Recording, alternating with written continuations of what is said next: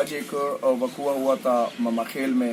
ایک وحیداللہ خان ولد حاجی کمید خان سکنہ مما خیل، جس کی تقریباً عمر 25/26 سال تھی، اور یہ جو بندہ تھا یہ دونوں پاؤں سے معذور تھا، اور یہ عادی منشیات تھا. عادی منشیات سے مقصد یہ ہے کہ یہ ہیروئن استعمال کرتا تھا، اور کافی عرصے سے تقریباً یہ بہت پرانا ہیروئن ہی تھا.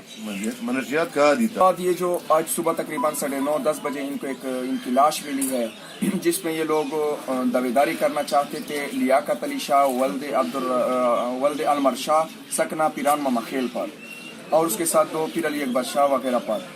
اصل میں یہ پیر لیاقت علی شاہ جو ہے یہ مقدمہ علت نمبر 479 مورخہ 20/6/18 جرم 302-334 میں مدعی ہے.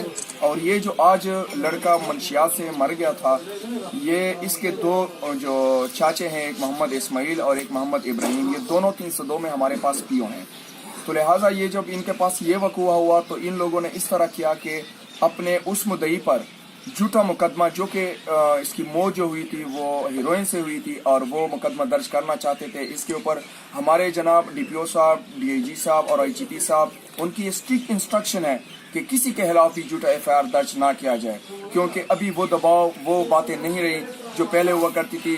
جھوٹا ایف آئی آر فوراً درج ہوتا ہے، اس لیے ان لوگوں نے یہاں پر روڈ بلاک کیا ہے، جو ان کے خلاف قانون کے مطابق کارروائی کی جائے گی. ہم نے رپورٹ جو ہے وہ روزنامچے میں درج کی ہے، 174 کی دریافت ہم کر رہے ہیں کہ وجہ کیا ہے اس کی. جب ہمیں اس کی وجہ معلوم ہو جائے گی کہ آیا اس کی موت کس چیز سے ہوئی ہے، تو اس کے بعد ہم انشاءاللہ مزید پروسیس کریں گے، آیا وہ 302 میں جاتا ہے، آیا وغیرہ وہ خارج ہوتا ہے. لہٰذا ہم قانون کے مطابق انشاءاللہ کارروائی کریں گے. ہمیں موصول نہیں ہوئی، لیکن ڈاکٹر سے سرسری سی بات ہوئی ہے. یہ جو لاش تھی اس کے اوپر نہ کوئی تشدد تھا وغیرہ، لیکن علاقے میں مشران وغیرہ انفارمر سے جو پتہ براری کی گئی، اور ہمیں خود بھی معلوم ہے کہ وہ جو تھا منشیات کا عادی تھا، ہیروئن کا عادی تھا، اور وہ خود انجیکشن لگاتا تھا. تو آج بھی اس نے انجیکشن کچھ لگائے ہوئے تھے، جس کی وجہ سے اس کی موت واقع ہوئی ہے.